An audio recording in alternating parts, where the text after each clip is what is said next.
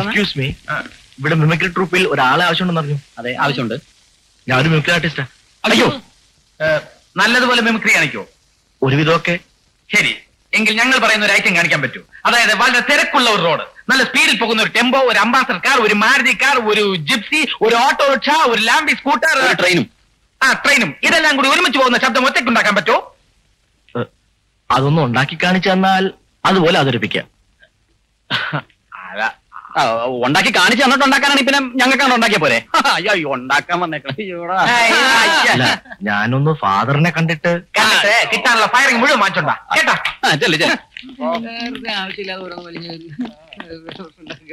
എല്ലാവരും ഒന്ന് നിന്നേ. എന്താ അച്ഛോ? അച്ഛനാണല്ലോ വിളിച്ചത്.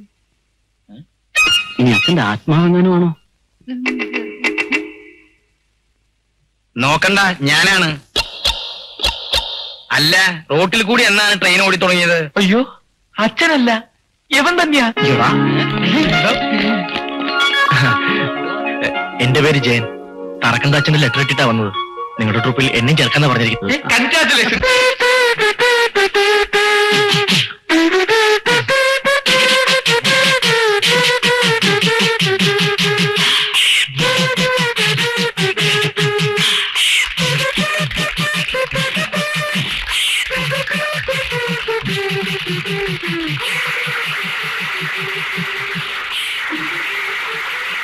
ചെവി കേൾക്കാത്തവരെ കുറിച്ച് ഓർക്കുമ്പോൾ നമുക്ക് സഹതാപം തോന്നാറുണ്ട്. എന്നാൽ ഒരു കുടുംബത്തിലെ മുഴുവൻ അംഗങ്ങൾക്കും ചെവി കേൾക്കില്ല എന്ന് വന്നാലോ? ഇതാ ഒരു നർമ്മഭാവന. 27, 28, തിങ്കൾ 29, ചൊവ്വ 30, വ്യാഴം വെള്ളി ശനി ഞായർ. തിങ്കൾ 28, ചൊവ്വ 30, അല്ല ചൊവ്വ 29, ബുധൻ 30, വ്യാഴം വെള്ളി ശനി ഞായർ. ഞാന് പാർട്ടിയുടെ സംസ്ഥാന സമ്മേളനത്തിന് വന്നതാ. കൂടെ വന്നവർ ഞാൻ പോയി. എനിക്ക് വഴി അറിയത്തില്ല. ഈ കോഴഞ്ചേരിയിലേക്കുള്ള വഴി ഒന്ന് പറഞ്ഞു തരാമോ? കോഴിക്കാണെങ്കിൽ കിലോ 38 രൂപ, നാടൻ കോഴിയാണെങ്കിൽ 40 രൂപ. കോഴഞ്ചേരിയിലേക്കുള്ള വഴി? വില കുറക്കണ പ്രശ്നം ഇവിടെ ഇല്ല. ഇവിടെ ഒരൊറ്റ വിലയുള്ളൂ, കിലോ 40 രൂപ നാടൻ കോഴി. അയ്യോ, കോഴഞ്ചേരിയിലേക്കുള്ള വഴി? എടോ, തനിക്ക് എത്ര കിലോ വേണമെന്ന് പറ. ഞങ്ങൾ പരമ്പരാഗതമായിട്ട് കോഴികളാ വിറ്റോണ്ടിരിക്കുന്നത്. എനിക്ക് അതൊന്നും താനിങ്ങനെ വില കുറക്കണ കാര്യം പറയാൻ നടക്കൂല. പിന്നെ തനിക്ക് അത്ര നിർബന്ധമാണെങ്കിൽ ഞാൻ പോയി അപ്പനെ വിളിച്ചോണ്ട് വരാം.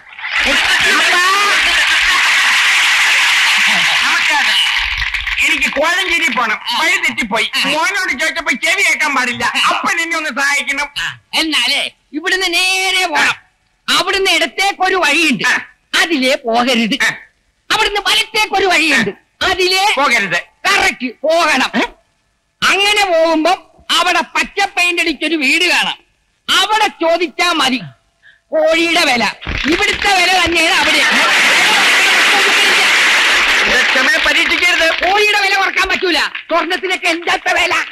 കോഴഞ്ചേരിയിലൊക്കെ വഴി. എന്റെ മോളാണ് കോഴിനെ വളർത്തുന്നത്. അവളോട് ചോദിച്ചാലേ കോഴിയുടെ വില. മോളെ,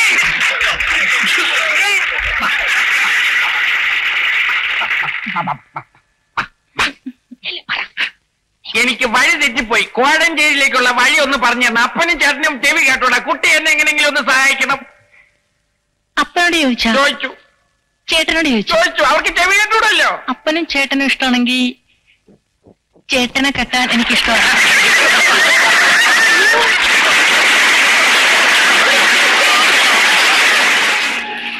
എന്റെ പൊന്നു മാഷെ, മാരുതിക്കൊക്കെ എന്നാ വിലയാണെന്നറിയാവോ? 88 മോഡൽ ഡീലക്സിന് പുറത്ത് എന്ത് വിലയുണ്ടെന്ന് അന്വേഷിച്ചിട്ട് വാ. അവര് പറയുന്നതിനകത്ത് 2000 രൂപ കുറച്ച് ഞാൻ തരാം. ഇതൊന്ന് നോക്ക്, പുതിയ മോഡലാ. ഇത് വേറെ. ഇപ്പൊ ബുക്ക് ചെയ്താ 1 മാസത്തിനകം കിട്ടും. ഹലോ ഹലോ, ആരിത്? നിന്നെ ഒന്ന് കാണാൻ പോലും കിട്ടുന്നില്ലല്ലോ. എന്നാ ഞാൻ വരട്ടെ, നാളെ തന്നെ അറിയിക്കാം. മാഷ് നല്ലോണം ആലോചിച്ചിട്ട് വന്നാ മതി. ശരി. കൊള്ളാം. എന്താണ് ചിരിക്കുന്നത്? അതെ അതെ, മഹാരാജാസ് കോളേജിലെ ആർട്സ് ഓഫ് സെക്രട്ടറി, മഹാത്മാഗാന്ധി യൂണിവേഴ്സിറ്റിയിൽ മിമിക്രിക്ക് ഫസ്റ്റ് പ്രൈസ്. ആ ശ്രീനിവാസ മേനോൻ ഒരു കാർ ബ്രോക്കറായിട്ട് ഇരിക്കുന്ന കണ്ട് ചിരിച്ചു പോയതാണേ. വെക്കല്ലേ, നിനക്കൊക്കെ കാർ ബ്രോക്കർ എന്ന് പറയുമ്പോ പുച്ഛമായിരിക്കും. ഒരു വണ്ടിക്കച്ചവടം ചെയ്താൽ കയ്യിൽ എത്ര വരുന്നറിയാം എമൗണ്ട്. എന്തൊക്കെയുണ്ടോ വിശേഷങ്ങൾ? ഞാനൊരു അത്യാവശ്യ കാര്യത്തിനുവേണ്ടി നിന്നെ കാണാൻ വന്നതാ. എനിക്കൊരു മിമിക്സ് ട്രൂപ്പ് തുടങ്ങിയാക്കൊള്ളുന്നുണ്ട്. നീയും എന്നോടൊപ്പം ഒന്ന് സഹകരിക്കണം. ഞാൻ എന്റെ തെറ്റൊക്കെ വിട്ടിട്ട് എത്ര നാളായടാ? അതൊന്നും സാരമില്ല, 2-3 റിഹേഴ്സൽ എടുത്താൽ ശരിയായിക്കൊള്ളും. അപ്പൊ നീ കലാദർശനം ഇനി പോന്നാ? പോന്നു. എന്താ പ്രശ്നം? പെണ്ണു വിഷയം തന്നെ. അവന്മാര് ശരിയാവും. ചുമ്മാ കളിക്കല്ലേ, ഒക്കെ എന്നുള്ള കാര്യം പറ. എടാ ഞാൻ ഇതൊക്കെ ഇട്ടിട്ട് മിമിക്രി കളിക്കാൻ നടന്ന ഇവിടെ എന്ത് ചെയ്യും? അതിനെന്താ, പകൽ സമയം നീ ഇവിടെ ഇരുന്നോ, പിന്നെ നിന്റെ അനിയനും ഉണ്ടല്ലോ. അത് ശരിയാവില്ല. എല്ലാം ശരിയായിക്കോളും. നീ ഇങ്ങോട്ട് എഴുന്നേറ്റേ വാ. എടാ ഇതെന്റെ ഒരു പ്രസ്റ്റീജിന്റെ പ്രശ്നമാണ്, നീ എന്നെ ഒന്ന് സഹായിച്ചേ പറ്റൂ. സഹായിക്കാം. സാമ്പത്തികം വല്ലതും വേണമെങ്കിൽ ഞാൻ ആരുടെങ്കിലും പറഞ്ഞ് ശരിയാക്കി തരാം. അതൊന്നും വേണ്ട, അതിനൊക്കെ വേറെ ആളുണ്ട്. നിനക്ക് ഫൈനാൻസ് ചെയ്യാൻ ഒരാളാ? അതാര്? പാപ്പച്ചൻ ചേട്ടൻ. പച്ചാളം പാപ്പച്ചൻ എല്ലാരും വിളിക്കുന്നത്, പേര് പോലെ തന്നെ ആളും. അപ്പൊ നിനക്ക് തരും. ചേർന്നില്ലെങ്കിൽ ചേർത്ത് വെക്കാൻ കഴിവുള്ളവനാ ഈ പച്ചാളം. കുഞ്ഞുങ്ങളെ നിങ്ങൾക്കറിയാമോ, സംവിധാനം പച്ചാളം പാപ്പച്ചെന്നുള്ള ബോർഡ് കണ്ടാ മതി ഉത്സവക്കാർ, പള്ളിക്കാർ, പാർട്ടിക്കാർ എന്ന് വേണ്ട ഓരോരുത്തരും പറന്നെത്തുമായിരുന്നു എന്റെ പച്ച വെളിച്ചവും തേടി. എന്താ ചേട്ടാ ഈ പച്ച വെളിച്ചം? നിശബ്ദം, കൂരിരുട്ട്, കൊടുങ്കാട്, കാട്ടാനകളുടെയും ചീവീടുകളുടെയും ശബ്ദം മാത്രം. കാട്ടിലൂടെ പ്രേമനൈരാശ്യത്തിൽ ജീവിതം ഒഴിഞ്ഞു വെച്ചൊരു യാചകനെ പോലെ പച്ച വെളിച്ചവും തേടി പച്ചാളം പാപ്പച്ചൻ രംഗപ്രവേശം ചെയ്യുമ്പോൾ എല്ലാവരുടെയും ശരീരം രോമാഞ്ചം കൊണ്ട് തരിച്ചു പോകും. എന്റെ പ്രണയിനി, നിന്റെ പ്രേമലേഖനവും കാത്തു ആ കാത്തിരിപ്പ് ഇപ്പോഴും തുടരുകയാണ്. പേടിച്ചു പോയോ? ചേട്ടാ മിമിക്രി കാണിച്ചതാ. ഇപ്പൊ ചേട്ടൻ കേട്ടത് ആനയുടെ ശബ്ദം, ഇനി ചേട്ടന്റെ ശബ്ദം കേൾക്കണോ? കാണിച്ചു കൊടുക്കടാ സക്രിയ. നിശബ്ദം, കൂരിരുട്ട്, കൊടുങ്കാട്, കാട്ടാനകളുടെയും ചീവീടുകളുടെയും ശബ്ദം മാത്രം. വിടുക്കാൻ കൊള്ളാം. ചേട്ടൻ ഞെട്ടിയതുപോലെ പലരെയും ഞെട്ടിക്കാൻ നാടകം കൊണ്ട് പറ്റില്ല, മിമിക്രി കൊണ്ടേ പറ്റൂ. മാത്രമല്ല ഓരോ കളിക്കും 3000 രൂപ, ദിവസം 4 കളി. 4 കളി? ആ 3 12. അപ്പോ കൃത്യമായി 4 പറ്റത്തുള്ളോ? ഒന്നുകൂടെ ഒന്ന് ശ്രമിച്ചുകൂടെ? അഞ്ചെന്നൊക്കെ പറയുമ്പോ ശ്രമിച്ചാൽ കളിക്കാൻ പറ്റും. അപ്പൊ ഞാൻ സമ്മതിച്ചു. ഇനി ട്രൂപ്പിന് നല്ലൊരു പേരിടണം. എന്തിനാ ഇപ്പൊ പുതിയ പേരിടുന്നേ? പേരുണ്ടല്ലോ, പച്ചാളം തിയേറ്റേഴ്സ്. അയ്യേ, നമുക്ക് കലാദർശനമായി സാമ്യമുള്ള ഒരു പേരിടണം, എന്നാലേ അവന്മാർക്ക് വരുന്ന ബുക്കിംഗ് കൂടി നമുക്ക് കിട്ടുകയുള്ളൂ. ഞാനൊരു പേര് പറയാം, യുവദർശന. കൊള്ളാം, ഉഗ്രം പേര്. സിന്ദാബാദ് സിന്ദാബാദ്, യുവദർശന സിന്ദാബാദ്. നിർത്തണ, ഇതെന്താ സംഘടന തിരഞ്ഞെടുപ്പാന്ന് വിചാരിച്ചോ? സോറി, പെട്ടെന്ന് പാർട്ടി ഓഫീസ് ആണെന്ന് അത് തോന്നുന്നു. പറ്റില്ല. ഒന്നുകിൽ മിമിക്രി അല്ലെങ്കിൽ രാഷ്ട്രീയം, രണ്ടും കൂടെ ഒരുമിച്ച് കൊണ്ടു നടക്കാൻ പറ്റിയല്ല. നമുക്ക് മിമിക്സ് മാത്രം മതി. കലാദർശന പൂട്ടിക്കുക, യുവദർശന തുറക്കുക. ഏത് പൂട്ടിയാലും ഏത് തുറന്നാലും എന്റെ പൊന്നു മക്കളെ 5 കളിയുടെ കാര്യം മറക്കരുത്. എനിക്ക് യുവദർശനവുമായി യാതൊരു ബന്ധവുമില്ലെന്നും യുവദർശന യുവദർശന തന്നെയാണെന്നും കലാദർശന കലാദർശന തന്നെയാണെന്നും പോളെ ഒരുമാതിരി മറ്റടുത്ത പരിപാടി അവന്മാർ കാണിച്ചിരിക്കുന്നത്. കലാദർശന എന്ന് തന്നെ തോന്നിക്കുന്ന ഒരു പേര് അവന്മാർ വിട്ടു, യുവദർശന. ആളുകളെ കൺഫ്യൂസ് ചെയ്യിച്ച് കൂടുതൽ ബുക്കിംഗ് കിട്ടാൻ വേണ്ടി തന്നെയാണ് അവന്മാർ അങ്ങനെ ഒരു കോണസ്റ്റ് ഒപ്പിച്ചു വെച്ചത്. അങ്ങനെയാണെങ്കിൽ ഒരുപാട് അങ്ങോട്ടും പണിയണം. അങ്ങനെ പേരിട്ട് കൊണ്ടൊന്നും കൂടുതൽ ബുക്കിംഗ് കിട്ടാൻ പോകുന്നില്ല. നമ്മൾ പുതിയ ഐറ്റംസ് അവതരിപ്പിക്കണം. കറക്റ്റ്. ഇപ്പൊ ഈ സിനിമാ താരങ്ങൾ അനുകരിക്കുന്നത് എല്ലാ അലവലാദികളും ചെയ്ത് ചളമാക്കുന്ന പരിപാടിയാണ്. നമുക്കടങ്ങി നിർത്താം. അതെ, നമുക്കതിന് പകരം നാടക നടന്മാരുടെ ശബ്ദം അനുസരിക്കാം. സിനിമാ താരങ്ങൾ ജനങ്ങളുടെ ഇടയിൽ പോപ്പുലർ ആയതുകൊണ്ടാണ് എല്ലാവരും ആ ഐറ്റം കാണിച്ച് കയ്യിൽ വാങ്ങിക്കുന്നത്. നമുക്കത് വേറൊരു സ്റ്റൈലിൽ പ്രസന്റ് ചെയ്യാം. അതെങ്ങനെ? എല്ലാവരും ഫിലിം സ്റ്റാർസിന്റെ ശബ്ദം അനുകരിക്കുമ്പോൾ നമ്മൾ അവരുടെ പാട്ട് സീനിലുള്ള അഭിനയം അനുകരിക്കുന്നു. ഉദാഹരണം,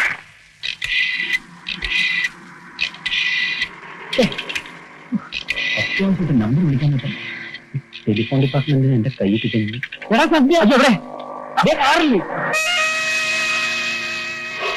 സ്ത്രീയുണ്ടല്ലോ, അതാരായിരിക്കും? ചിലപ്പോ അങ്കിളായിരിക്കും. അങ്കിളായിരിക്കും. നമ്പർ വേണ്ടേ? നമ്പറാണോ ആ പോണത്?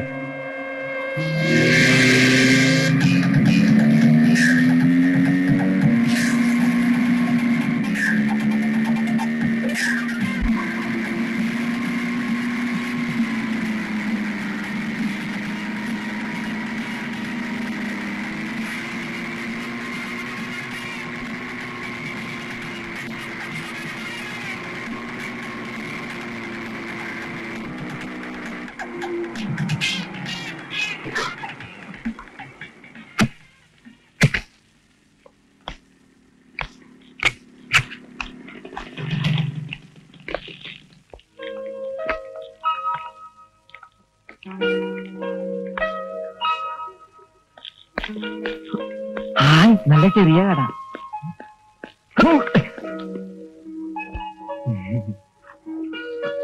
മുട്ടത്തലി. എടാ സന്ധ്യ,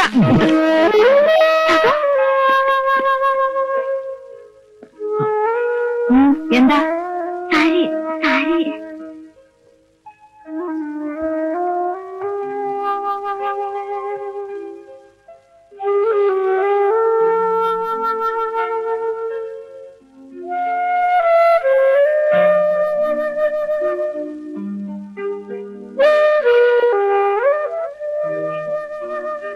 നീ ചെല്ലടാ. മിണ്ടായിരിക്കും. എന്നാ ഞാൻ ചെല്ലാം. മിണ്ടായിരിക്കും. എടാ സന്ധ്യ ഫ്രീ ആയിട്ട് അവിടെ നിൽക്കണ്. ആന്റി അപ്പൊ സന്ധ്യനെ വിട്ടാ അതല്ല ആന്റി കാണുന്നു.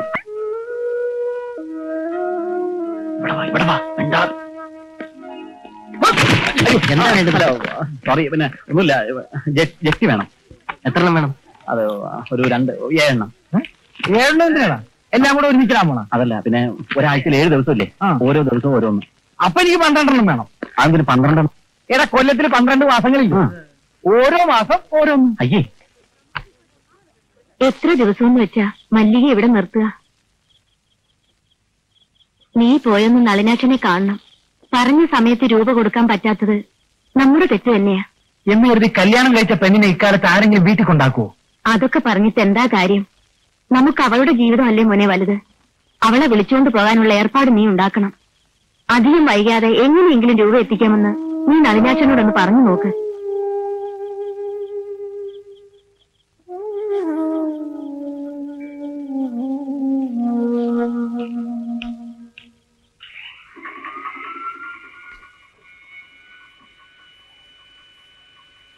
ഞാൻ അളിയനെ ഒന്ന് കാണാൻ വന്നതാ. എന്താ രൂപ ശരിയായോ? അതിനെക്കുറിച്ച് സംസാരിക്കാനാ വന്നത്. എന്ത് സംസാരിക്കാൻ? രൂപ റെഡിയാകുമ്പോ അറിയിച്ച ഞാൻ വന്ന് മല്ലികയെ കൂട്ടിക്കൊണ്ട് പോന്നോളാം. ഞാൻ പറയുന്നത് എന്താണെന്ന് കേൾക്കാനുള്ള സന്നദ്ധ അളിയനൊന്ന് കാണിച്ചുകൂടെ? എന്താ പറയാൻ പോകുന്നത് എനിക്കറിയാം. മല്ലികയെ വീട്ടിലേക്ക് വിളിച്ചോണ്ട് പോകണമെന്നല്ലേ അമ്മ പറയുന്നതിനപ്പുറം എനിക്കൊന്നും ചെയ്യാൻ നിവൃത്തിയില്ല. അമ്മയെ അനുസരിക്കരുതെന്ന് ഞാൻ പറയില്ല, അനുസരിക്കണം. പക്ഷേ സ്വന്തമായിട്ടൊരു തീരുമാനം എടുക്കാനുള്ള കഴിവൂടെ ഉണ്ടായിരിക്കണം. പറഞ്ഞ പ്രകാരം രൂപ തരാൻ കഴിഞ്ഞില്ല. അന്നത്തെ സാഹചര്യം അതായിരുന്നു എന്ന് കരുതി ഭാര്യയെ വീട്ടിൽ കൊണ്ടാക്കുന്നത് ഇപ്പോഴത്തെ ചെറുപ്പക്കാർക്ക് ചേർന്നതാണോ? എന്തിനാ ഇത്രയൊക്കെ പറയുന്നത്? ഞാൻ പറഞ്ഞില്ലേ, അമ്മ പറയുന്നത്. അമ്മ പറഞ്ഞിട്ടാണല്ലേ അവളെ വീട്ടിൽ കൊണ്ടുവന്നാക്കിയത്? കല്യാണം കഴിഞ്ഞിട്ട് 3 മാസം തികഞ്ഞേ ഉള്ളൂ. അവൾ ഇപ്പൊ 2 മാസം ഗർഭിണിയാ. അതും അമ്മയോട് ചോദിച്ചിട്ടായിരുന്നോ? പണം കിട്ടിയിട്ട് മതിയായിരുന്നല്ലോ. അപ്പോ അമ്മ പറയാത്തം ചെയ്യാൻ അറിയാം. എന്തിനാണെന്ന് പറഞ്ഞ് നടക്കുന്നത്? എന്നെ ആക്ഷേപിക്കാനാണോ ഇങ്ങോട്ട് പോകുന്നത്? ക്ഷമിക്കണം, പെട്ടെന്ന് ഞാൻ എന്തൊക്കെയോ പറഞ്ഞുപോയി. എന്റെ പെങ്ങളുടെ കണ്ണീരും കണ്ടുകൊണ്ടാ ഞാൻ ഇങ്ങോട്ട് വന്നത്. ഉടനെ തരാൻ രൂപ എന്റെ അടുത്തുണ്ടാവില്ല. അളിയന്റെ അമ്മയ്ക്ക് രൂപ കിട്ടിയേ മതിയാവുന്നുണ്ടെങ്കിൽ ഞങ്ങളുടെ വീടിന്റെ ആധാരം തരാം. അത് അമ്മയെ ഏൽപ്പിച്ചോളൂ. അളിയൻ വന്ന് മല്ലികയെ വിളിച്ചോണ്ട് പോരണം.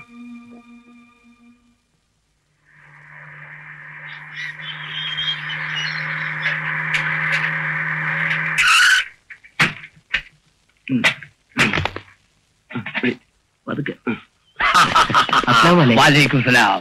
ഇന്ന് നമ്മുടെ പെരുന്നാൾ ആയതുകൊണ്ട് എല്ലാവരും ബേഷായിട്ട് ബിരിയാണി കഴിക്കണം. പുറത്തു നിന്ന് കൊണ്ടുവരുന്ന ഭക്ഷണം ആർക്കും കൊടുക്കാൻ പാടില്ലെന്നാണ് ഇവിടുത്തെ നിയമം. പിന്നെ കാതറവായി മിനിസ്റ്ററെ കൊണ്ട് പറയിപ്പിച്ചത് കൊണ്ടാണ് സമ്മതിച്ചത്. വിവരമുണ്ട്. ഇതൊരു കാര്യം, ഇത് ടെസ്റ്റ് ചെയ്യാതെ ആർക്കും കൊടുക്കാൻ പാടില്ല. അതിനെന്താ, ആദ്യം സാറ് തന്നെ കഴിച്ചു നോക്കൂ. സാറിന് പേടിയുണ്ടെങ്കിൽ നമ്മൾ കഴിച്ചു കാണിച്ചു തരാം. നല്ല ബെസ്റ്റ് ബിരിയാണി. എല്ലാ സാറന്മാർക്കും മുള്ളികൾക്കും വിളമ്പി കൊടുക്കണ. വയറ് നിറച്ച് തിന്നട്ടെ. ഉണ്ണീനി ഹോസ്റ്റലിലേക്ക് വന്ന അന്ന് എന്നെ ഇവിടെ ഇറക്കി വിടും. എന്തിനാ? അമ്മ വന്നപ്പോ ഉണ്ണി എവിടേക്കാ ഓടിക്കറിയെന്നറിയോ? ഒരു മുറിയിലേക്ക്. അയ്യോ, അവരാരാന്നറിയോ? ഒരു സ്ത്രീ.